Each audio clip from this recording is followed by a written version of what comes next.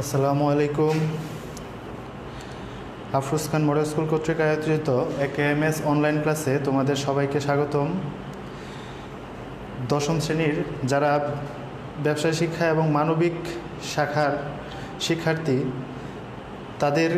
তাদেরকে স্পেশালি স্বাগতম, কারণ এখন ক্লাসটা তাদের জন্য বিজ্ঞান।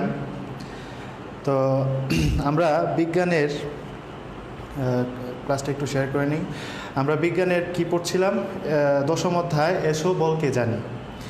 তো আমরা আজকে এই অধ্যায়টুকু শেষ করে দেওয়ার চেষ্টা করব। যদিও ক্লাসটা শুরু হওয়ার কথা ছিল 12:15-তে, কারেন্ট সমস্যা করতেছে, তার জন্য হয়তো বা সময় মতো ক্লাসটা শুরু করতে পারছি না আমরা কেউ। তো যতটুকু সম্ভব ক্লাসটা শেষ করে দেওয়ার চেষ্টা করব আজকে। তো আমরা গত ক্লাসে নিউটনের দ্বিতীয় সূত্র সম্পর্কে আলোচনা করেছিলাম এবং মৌলিক বলগুলো সম্পর্কে, দুইটা বল সম্পর্কে আলোচনা করেছিলাম এবং একটা টপিক বাদ দিয়ে চলে গিয়েছিলাম, সেটা হচ্ছে তোমার নিউটনের তৃতীয় সূত্র সেটা। তো নিউটনের তৃতীয় সূত্র সবাই জানে যে নিউটনের তৃতীয় সূত্র হচ্ছে প্রত্যেক ক্রিয়ারই একটি সমান এবং বিপরীত প্রতিক্রিয়া আছে। প্রত্যেক ক্রিয়ারই একটি সমান এবং বিপরীত প্রতিক্রিয়া বল আছে। যেমন মনে করো, আমি যদি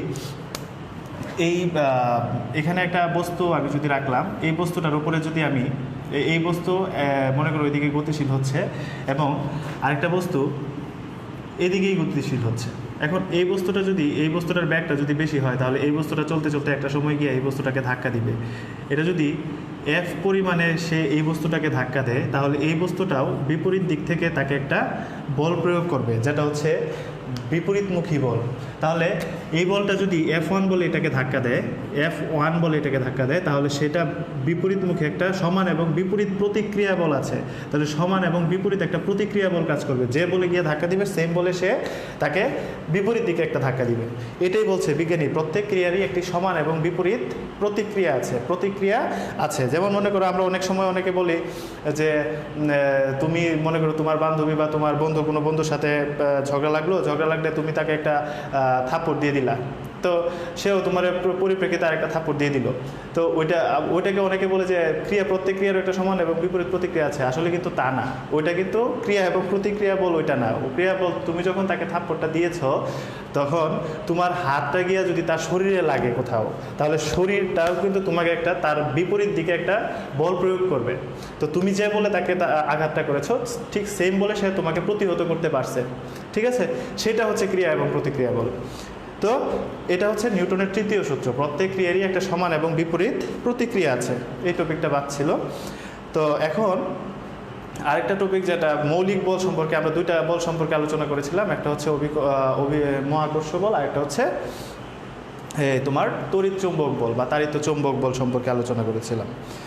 তারপরে পরবর্তীতে যে এটা বাকি ছিল, সেটা হচ্ছে দুইটা বলের মধ্যে, সে চারটা বল তো মৌলিক বল, সেই বলগুলোর মধ্যে বাকি ছিল হচ্ছে তোমার দুর্বল নিউক্লিয় বল এবং সবল নিউক্লিয় বল। দুর্বল নিউক্লিয় বল এবং সবল নিউক্লিয় বল। তো দুর্বল নিউক্লিয় বলটা আসলে দুর্বল নিউক্লিয় বলটা কি, সবল নিউক্লিয় বলটা কি, সেটা আগে আমাদেরকে জানতে হবে। দুর্বল নিউক্লিয় বলের ক্ষেত্রে আমাদের সংজ্ঞাটা যেটা আছে, যে স্বল্প পাল্লার এবং স্বল্প মানের বল নিউক্লিয়াসের অভ্যন্তরস্থ যে মৌলিক কণিকাগুলো আছে, সেই মৌলিক কণিকাগুলোর মধ্যে কাজ করে বা সেই মৌলিক কণিকাগুলোর মধ্যে ক্রিয়া করে, সেই বলটাকে বলা হয় দুর্বল নিউক্লিয় বল। তো নিউক্লিয়াসের মধ্যে যে মৌলিক কণিকা কয়টা থাকে? ইলেকট্রন, প্রোটন এবং নিউট্রন, এই তিনটা মৌলিক কণিকা থাকে। তো এই যে মৌলিক কণিকাগুলো আছে, সেই মৌলিক কণিকাগুলোর মধ্যে এক ধরনের বল কাজ করে, এক ধরনের আকর্ষণ বল হোক বা বিকর্ষণ বল হোক, এক ধরনের বল কাজ করে। সেই নিউক্লিয়াসের অভ্যন্তরস্থ যে মৌলিক কণিকাগুলো আছে, সেই মৌলিক কণিকাগুলোর মধ্যে যে বলটা কাজ করে, সেই বলটাকে বলা হবে হচ্ছে দুর্বল নিউক্লিয় বল। আর এই দুর্বল নিউক্লিয় বলের পাল্লাটা হচ্ছে 10⁻18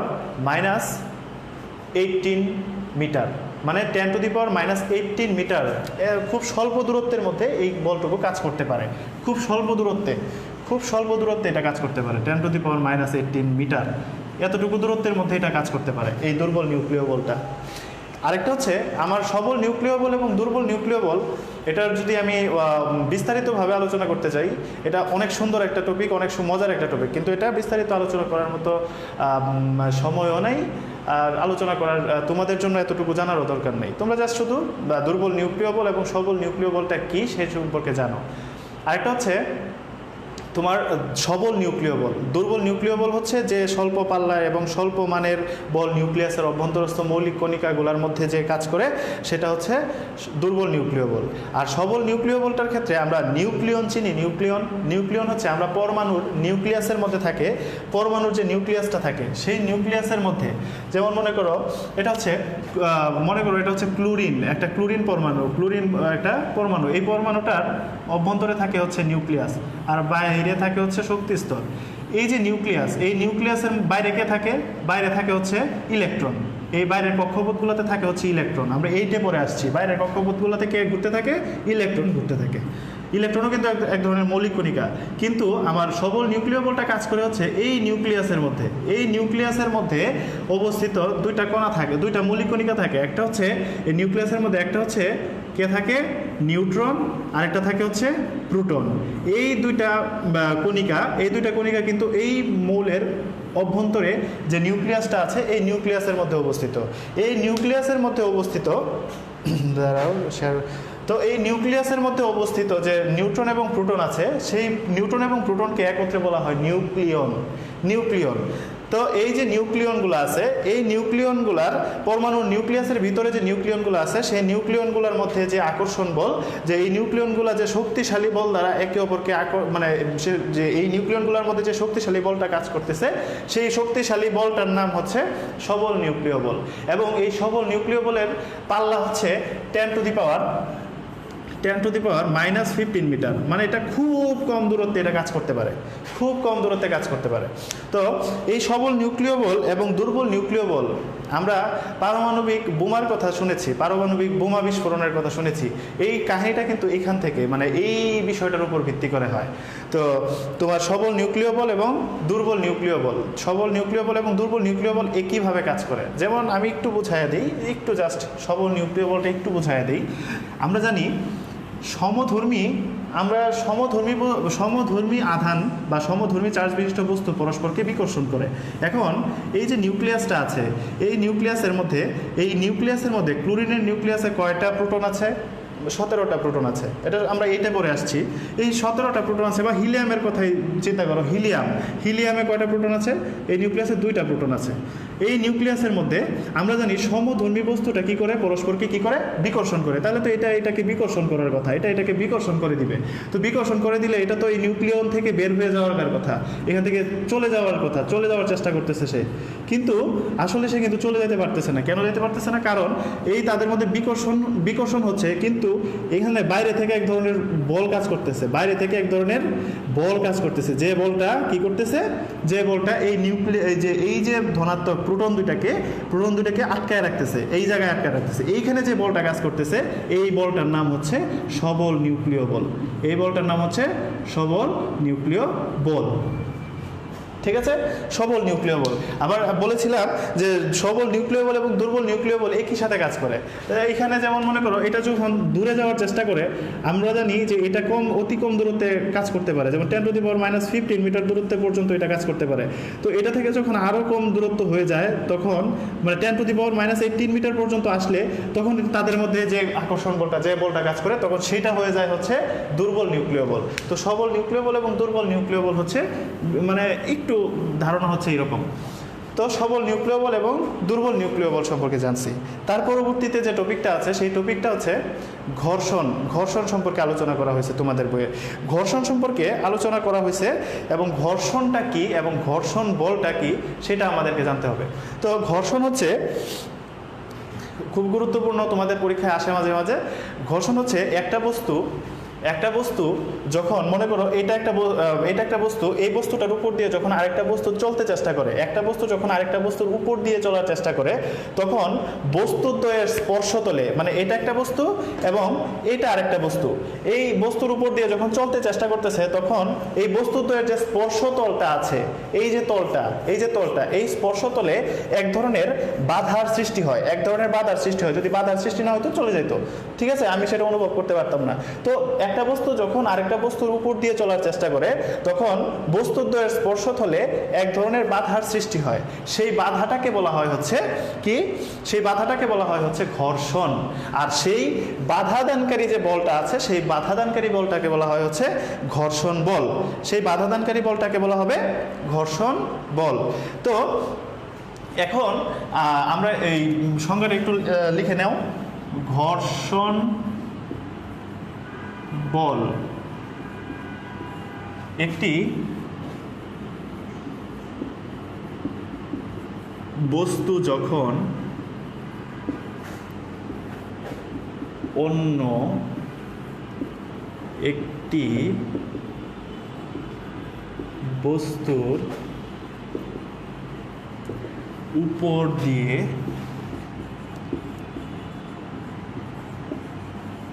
চলার চেষ্টা করে, একটি বস্তু যখন অন্য একটি বস্তুর উপর দিয়ে চলার চেষ্টা করে, তখন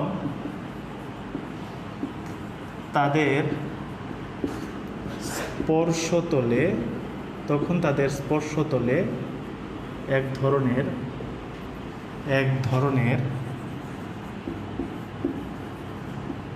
বাধার সৃষ্টি হয়, এই বাধাকে ঘর্ষণ বলে এবং আর বাধাদানকারী বল,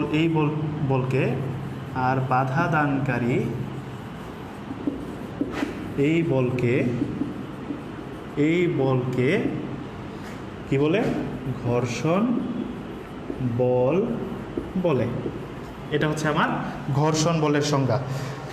তো একটা বস্তু যখন আরেকটা বস্তুর উপর দিয়ে চলার চেষ্টা করে, তখন সেটাকে বাধা দেয়। ঘর্ষণ বলটা কি করে, বাধা দেয়। তার মানে ঘর্ষণ বলটা বস্তু যেদিকে যাচ্ছে তার বিপরীত দিকে কাজ করে। এখন এই ঘর্ষণ বলটা হচ্ছে কয় ধরনের? ঘর্ষণ বল হচ্ছে তোমাদের বইয়ে যেটা দেওয়া আছে, ঘর্ষণ বল হচ্ছে 4 ধরনের ঘর্ষণ বল আছে। একটা হচ্ছে স্থিতি ঘর্ষণ, গতি ঘর্ষণ, আবর্ত ঘর্ষণ, আর একটা হচ্ছে প্রবাহী ঘর্ষণ। স্থিতি ঘর্ষণ, গতি ঘর্ষণ, আবর্ত ঘর্ষণ এবং প্রবাহী ঘর্ষণ। তাহলে ঘর্ষণ হচ্ছে 4 প্রকার। একটা হচ্ছে স্থিতি ঘর্ষণ, গতি ঘর্ষণ, প্রবাহী ঘর্ষণ এবং আরেকটা হচ্ছে আবর্ত ঘর্ষণ। এই 4 ধরনের ঘর্ষণের কথা তোমাদের বইয়ে উল্লেখ আছে। এখন স্থিতি ঘর্ষণটা কি? স্থিতি ঘর্ষণটা কাকে বলে? স্থিতি ঘর্ষণ হচ্ছে একটা বস্তু যখন, একটা বস্তু যদি আরেকটা বস্তুর সাপেক্ষে স্থির হয়, তখন তাদের মধ্যে যে ঘর্ষণ বল কাজ করে, যেমন আমি এখানে স্থিরভাবে দাঁড়ায় আছি, তখন আমার এবং এই তোমার ফ্লোরের মধ্যে একটা ঘর্ষণ কাজ করতেছে। এখানে যে ঘর্ষণটা হচ্ছে, সেই ঘর্ষণটা হচ্ছে স্থিতি ঘর্ষণ। তার মানে বস্তুদ্বয় যখন স্থির থাকে, তখন তাদের মধ্যে যে ঘর্ষণ ক্রিয়া করে, সেই ঘর্ষণটার নাম হচ্ছে স্থিতি ঘর্ষণ। যেমন মনে করো এখানে 10 টন ওজনের একটা বস্তু আছে, সেই বস্তুটা স্থিরভাবে এখানে রাখছি। এখন আমি এসে এখানে ধাক্কা দিতেছি, আমি কিন্তু বস্তুটা সরাইতে পারতেছি না। তাহলে এই যে স্থির বস্তুটার উপরে এবং এই স্থির বস্তু এবং মেজে তাদের মধ্যে যে ঘর্ষণটা কাজ করতেছে, সেই ঘর্ষণটার নাম হচ্ছে স্থিতি ঘর্ষণ। তার মানে স্থিতি ঘর্ষণ হবে 2টা স্থির বস্তু থাকতে হবে, মানে 2টা স্থির বস্তুর মধ্যে যে ঘর্ষণ কাজ করবে, সেই ঘর্ষণটার নাম হচ্ছে স্থিতি ঘর্ষণ। আর গতি ঘর্ষণ হচ্ছে একটা বস্তু যখন আরেকটা বস্তুর সাপেক্ষে চলমান হয়, যেমন মনে করো আমি যদি এখন হাঁটা শুরু করি, তাহলে আমি ওই ফ্লোরের উপর দিয়ে হাঁটতেছি, তখন আমার মধ্যে যে ঘর্ষণটা কাজ করবে, সেই ঘর্ষণটা হচ্ছে গতি ঘর্ষণ। যেমন মনে করো রাস্তা দিয়ে যখন আমরা রিক্সা চলে, সেটাকে আবর্ত ঘর্ষণও বলা যায়। তো একটা বস্তু যখন আরেকটা বস্তুর সাপেক্ষে চলমান হয়, একটা বস্তু যখন আরেকটা বস্তুর সাপেক্ষে চলতে থাকে, তখন তাদের মধ্যে যে ঘর্ষণটা কাজ করে, সেই ঘর্ষণটার নাম হচ্ছে কি? গতি ঘর্ষণ। তার মানে স্থিতি ঘর্ষণ এবং গতি ঘর্ষণ কি বুঝতে পারছো? আশা করি বুঝতে পারছো। তো স্থিতি ঘর্ষণ দুইটা স্থির বস্তুর মধ্যে কাজ করবে, আর গতি ঘর্ষণ হচ্ছে একটা বস্তু সাপেক্ষে আরেকটা বস্তু যখন গতিশীল হবে মানে চলমান হবে তখন তাদের মধ্যে যে ঘর্ষণটা কাজ করবে তাদেরকে সেটাকে বলা হবে গতি ঘর্ষণ। তারপরে যেটা আছে সেটা হচ্ছে আবর্ত ঘর্ষণ। আবর্ত ঘর্ষণ তো মানে একটা তলের উপর দিয়ে মানে বস্তু দুইটা যদি একটা বস্তু যদি আরেকটা বস্তুর উপর দিয়ে ঘুরে ঘুরে চলতে থাকে যদি মানে একটা বস্তু আরেকটার উপর দিয়ে একটা বস্তু আরেকটা বস্তুর উপর দিয়ে গড়িয়ে চলার চেষ্টা করলে তখন তাদের মধ্যে যে ঘর্ষণটা কাজ করে সেই ঘর্ষণটার নাম হচ্ছে কি? সেই ঘর্ষণটার নাম হচ্ছে আবর্ত ঘর্ষণ। মানে একটা বস্তু আরেকটা বস্তুর উপর দিয়ে গড়িয়ে চলার চেষ্টা করলে, মানে মার্বেল দেখছো, আমরা যখন মার্বেল খেলি তখন মার্বেল কিন্তু মাটির উপর দিয়ে বা যে কোনো কিছুর উপর দিয়ে কিন্তু গড়িয়ে চলার চেষ্টা করে, যেমন সাইকেলের চাকা এটা কিন্তু গড়িয়ে চলার চেষ্টা করতেছে, তার মানে ওইটা হচ্ছে আবর্ত ঘর্ষণ। তার মানে আবর্ত ঘর্ষণ কাকে বলে? আবর্ত ঘর্ষণ হচ্ছে একটা বস্তু যখন আরেকটা বস্তুর উপর দিয়ে চলার চেষ্টা করে, একটা বস্তু যখন আরেকটা বস্তুর উপর দিয়ে গড়িয়ে চলার চেষ্টা করে তখন তাদের মধ্যে যে ঘর্ষণ কাজ করে সেটাকে বলা হয় আবর্ত ঘর্ষণ। সেটাকে বলা হয় কি? আবর্ত ঘর্ষণ। আর প্রবাহী ঘর্ষণ হচ্ছে যখন কোনো বস্তু তরল বা বায়বীয় পদার্থের মধ্য দিয়ে চলার চেষ্টা করে, তরল বা বায়বীয় পদার্থের মধ্য দিয়ে চলার চেষ্টা করে তখন তার বস্তু দুইটার মধ্যে যে ঘর্ষণ কাজ করে সেটাকে বলা হয় হচ্ছে প্রবাহী ঘর্ষণ। প্রবাহী ঘর্ষণটা কেমন? যেমন মনে করো আমরা যখন তোমার পুকুরের মধ্যে সাঁতার কাটা তরল পদার্থের মধ্য দিয়ে করতেছি আমি, সেখানে যে ঘর্ষণটা কাজ করতেছে সেটা হচ্ছে কি? প্রবাহী ঘর্ষণ। তার মানে দুইটা বস্তু যদি কোনো পদার্থের মধ্য দিয়ে কোনো পদার্থের মধ্য দিয়ে চলার চেষ্টা করে তখন তাদের মধ্যে যে ঘর্ষণ কাজ করে সেটাকে বলা হয় কি? প্রবাহী ঘর্ষণ। তার মানে আমরা ঘর্ষণ সম্পর্কে জানলাম, ঘর্ষণের যে প্রকারভেদগুলো আছে সেই প্রকারভেদগুলো সম্পর্কেও জানলাম। এখন আমরা পরবর্তীতে যে টপিকটা আছে সেই টপিকটা হচ্ছে যে ঘর্ষণ। এই যে এতক্ষণ ঘর্ষণ বললাম যে বাধা দানকারী, এখন এই ঘর্ষণটাকে কমানো যায় কিভাবে, বাড়ানো যায় কিভাবে, এই ঘর্ষণটা কি আসলে কিভাবে আমরা কমাইতে পারি? যেমন মনে করো এখানে একটা স্থির বস্তু ছিল, আমি এটা নাড়াইতে পারতেছি না, কিন্তু নাড়ানোটা আমার দরকার। তাহলে কি করতে হবে আমাকে? এই যে দুইটা মানে এই যে বলছিলাম যে একটা 10 নিউটন একটা বা 100 নিউটন ওজনের একটা বস্তু আমি এনে রেখে দিচ্ছি, কিন্তু আমি তারা ধাক্কা দিয়ে নাড়াইতে পারতেছি না, কিন্তু তারে আমার নাড়ানো দরকার, এই জায়গা থেকে অন্য জায়গায় নিয়ে যাওয়া দরকার। তাহলে আমাকে কি করতে হবে? হয় আরো বেশি পরিমাণে বল প্রয়োগ করতে হবে, অথবা আমাকে ঘর্ষণ যে বলটা আছে তাদের মধ্যে সেই ঘর্ষণ বলটা কমাইতে হবে। এখন আমি এই ঘর্ষণ বলটা কিভাবে কমাইতে পারি? এই ঘর্ষণ বলটা কমানোর উপায় হচ্ছে যে তলটার উপরে আমি রাখছি বা যে বস্তুটা আমি রাখছি সেই বস্তুটার তল যদি, এই যে দুইটা বস্তুর তল, মনে করো এটা বস্তুটার তল, আমি এখানে বস্তুটা রাখলাম, আমি ধাক্কা দিয়ে সরাইতে পারতেছি না। এখন যদি আমি এই তলটা যদি আমি মসৃণ করে দিই তাহলে কিন্তু আমি এই ধাক্কা দিয়ে সরানো সম্ভব। তার মানে তখন মসৃণ করে দিলে কি হয়? ঘর্ষণ বলটা কমে যায়। মসৃণ করে দিলে কি হয়? ঘর্ষণ বলটা কমে যায়। ঘর্ষণ বল কমে যাওয়ার এইটা একটা উপায়ে আমরা কি ঘর্ষণ বল কমাতে পারি, ঘর্ষণ কমাতে পারি তাহলে মসৃণ করার মাধ্যমে। আরেকটা কি? আরেকটা হচ্ছে আমরা যদি কোনো পিচ্ছিল দ্রব্য ব্যবহার করি, পিচ্ছিল করে দেয়, তল দুটাকে পিচ্ছিল করে দিতে পারে, এমন যেমন মোবিল হতে পারে, ঠিক আছে, মোবিল হতে পারে, তারপরে হচ্ছে তোমার আর কি হতে পারে, মোবিল হতে পারে, তারপরে তেল হতে পারে, গ্রিস জাতীয় যে পদার্থগুলো আছে সেই পদার্থগুলো হতে পারে। সেই পদার্থগুলো ব্যবহার করে আমরা কি করতে পারি? ঘর্ষণ বলটা কমাতে পারি। মানে কোনো বস্তুর মধ্যে যে ঘর্ষণ কাজ করে সেই ঘর্ষণটা আমরা কমাতে পারি। তারপরে চাকা ব্যবহার করেও ঘর্ষণ কমানো যায়। চাকা ব্যবহার করে, এখন মনে করো যেখান দিয়ে আমরা ট্রলিটা নিই, যে কাপড়ের যে ট্রলিগুলো আছে সেই ট্রলিগুলো যদি আমরা চাকা লাগানো যে ট্রলিগুলো আছে সেই চাকা যদি না থাকে তাহলে আমরা যদি টাইনা নিয়ে যাই তাহলে আমার কষ্ট বেশি হবে না। কিন্তু যদি চাকা লাগানো ট্রলি ব্যবহার করা হয় তখন যদি টাইনা নিয়ে যাওয়া হয় তখন কিন্তু কষ্ট কম হয়, তখন কিন্তু এই বলের মধ্যে ঘর্ষণটা কমে যায়, তাদের মধ্যে ঘর্ষণ বলটা কম কাজ করে। তাহলে আমরা কি করতে পারি? চাকা লাগাইও কিন্তু ঘর্ষণ বলটা কমাতে পারি। তারপরে আরেকটা করতে পারি যে তল দুইটা স্পর্শ যে তল দুইটা আছে সেই স্পর্শক যে তল দুইটা আছে সেই স্পর্শ তল দুইটা আমরা যদি সরু বা চিকন করে দিই, মানে স্পর্শ তলটা খুবই সূক্ষ্ম করে দিই, তাহলে সেইভাবে আমরা কিন্তু কি করতে পারি? ঘর্ষণ বল কমাতে পারি, ঘর্ষণ বলটা কমাতে পারি। তারপরে তোমাদের বইয়ে আরও কিছু উপায় দেওয়া আছে, সেই উপায়গুলো একটু রিডিং করে নিবা, রিডিং করে নিলেই সেই উপায়গুলো পারবা। তারপরে ঘর্ষণ বল কিভাবে বাড়ানো যায়, ঘর্ষণ বল কিভাবে, আবার আরেকটা কথা, ঘর্ষণ বলটা আমরা কিভাবে বাড়াইতে পারি। ঘর্ষণ বল বাড়াইতে পারি দুইটা, যে আগে ঘর্ষণ বল যেভাবে কমাইতে পারি, যেমন মসৃণ করে দিলে ঘর্ষণ বল কমে যাবে, কিন্তু ঘর্ষণ বল বাড়বে কিভাবে, ঘর্ষণ বল বাড়বে হচ্ছে যদি আমরা সেটার মসৃণ না করে আরও এবড়ো থেবড়ো করে দিই, তল দুটাকে যদি আরও এবড়ো থেবড়ো করে দিই তাহলে ঘর্ষণ বল বৃদ্ধি পাবে, ঠিক আছে। তারপরে হচ্ছে তোমার এই আমরা এই বস্তুটা মনে করো এই বস্তুটার উপর দিয়ে চলার চেষ্টা করতেছে, এই বস্তুটা যখন এই বস্তুটার উপর দিয়ে চলার চেষ্টা করতেছে তখন স্বাভাবিকভাবে যাচ্ছে, কিন্তু আমি যদি উপর থেকে একটা উলম্ব বল এটার মধ্যে ক্রিয়া করি তখন কিন্তু সেটা যাইতে একটু কষ্ট হবে। উলম্ব বল প্রয়োগ করেও কিন্তু আমরা যদি বস্তুটার উপর উলম্ব বল প্রয়োগ করেও কিন্তু ঘর্ষণ বল বাড়ানো যায়, ঘর্ষণ বল বাড়ানো যায়, ঠিক আছে।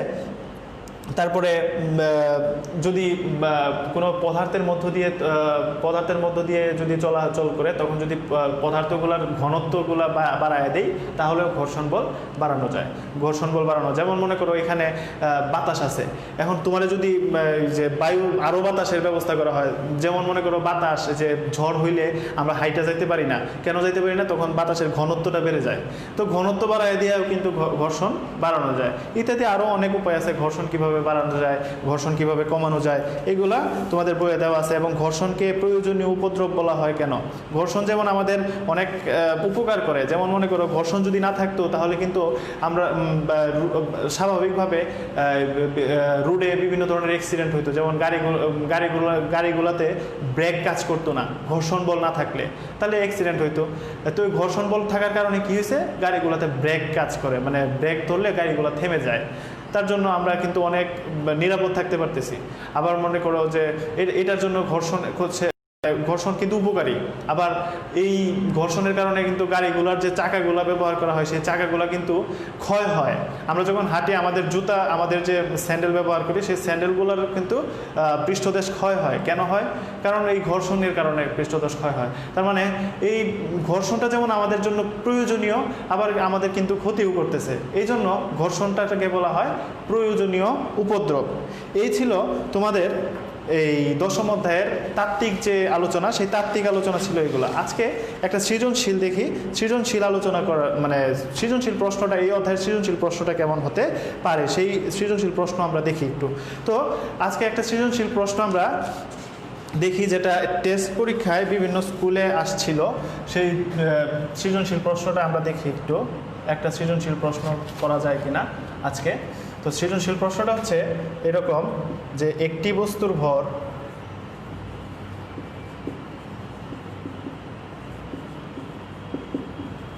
একটি বস্তুর ভর 50 কেজি, একটি বস্তুর ভর হচ্ছে 50 কেজি, এর উপর বল প্রয়োগ করায়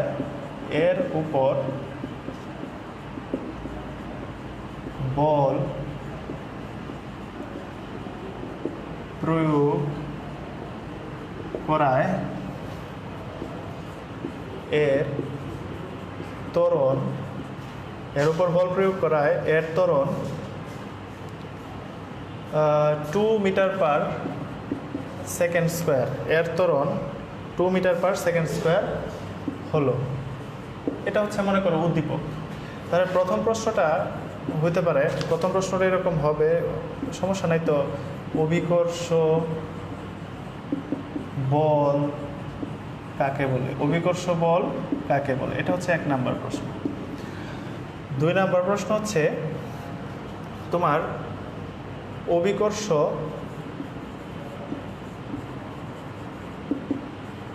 বল এক ধরনের অস্পর্শ বল, অস্পর্শ বল ব্যাখ্যা করো। 2 নম্বরের একটা ব্যাখ্যা করবো আর কি। তারপরে হচ্ছে গ নাম্বার হচ্ছে এই যে উদ্দীপকে উল্লেখিত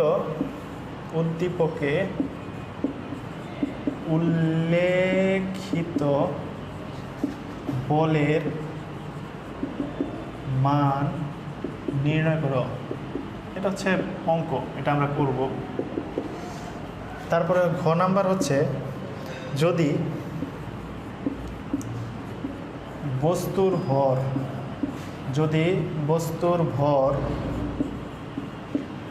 15 কেজি, যদি বস্তুর ভর 15 কেজি কম হতো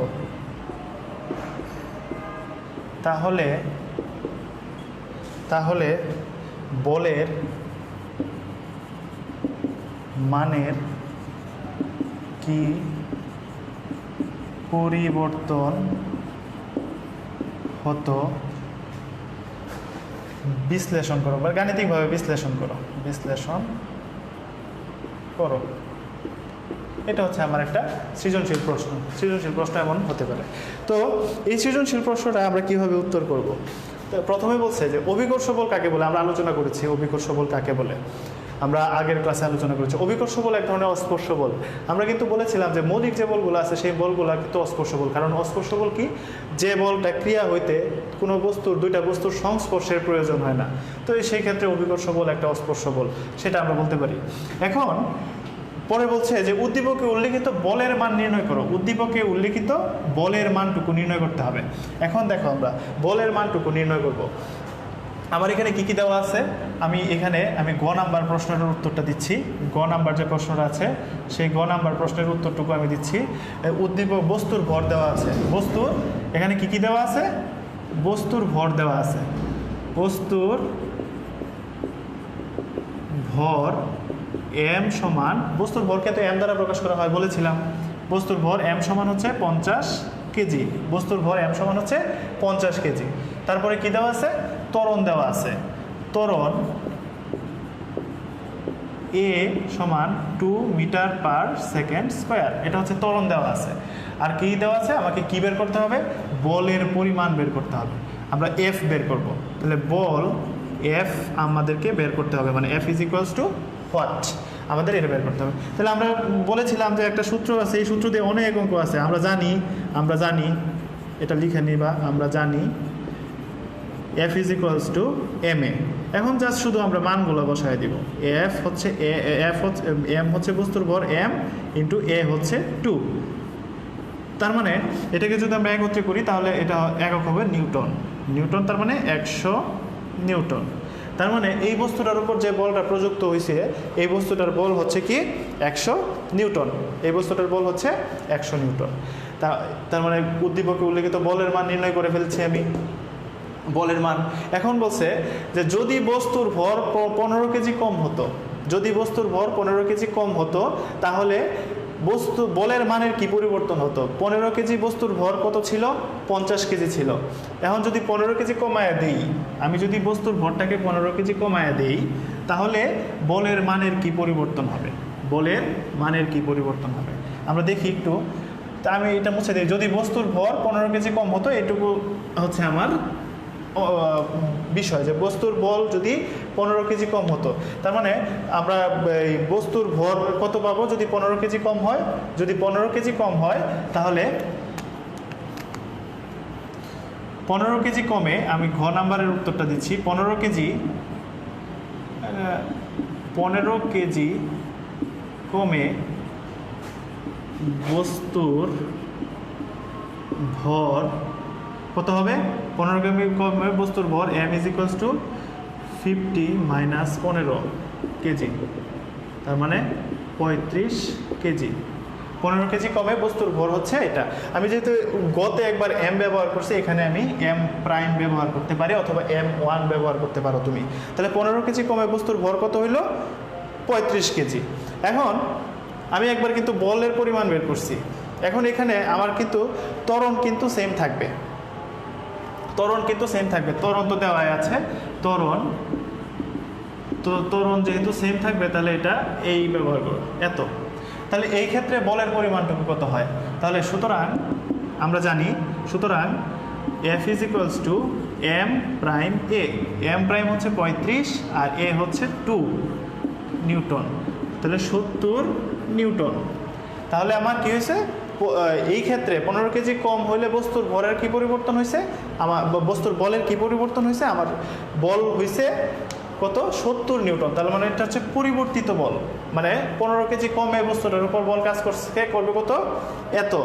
তাহলে আমার প্রযুক্ত বলের কি পরিবর্তন হবে? তাহলে সুতরাং প্রযুক্ত বলের পরিবর্তন, প্রযুক্ত বলের পরিবর্তন, প্রযুক্ত বলের পরিবর্তন কতটুকু হয়েছে? 100 থেকে যদি আমি 70 বাদ দিই তাহলে 30 নিউটন বলের পরিবর্তন হবে, 30 নিউটন বলের পরিবর্তন হবে। তো আজকে এতটুকু, এই ক্লাসটুকু এই পর্যন্তই থাক। মানে পরবর্তী ক্লাসের সময় হয়ে গেছে, সময় স্বল্পতার কারণে সামনের ক্লাসে আমরা আরও 2টা সৃজনশীল আলোচনা করব ইনশাল্লাহ। আরও বেশ কিছু গাণিতিক সমস্যা আলোচনা করে সামনে ইনশাল্লাহ এই ক্লাসটুকু শেষ করে দেওয়ার চেষ্টা করব। তো ধন্যবাদ সবাইকে, সবাই ভালো থাকবে।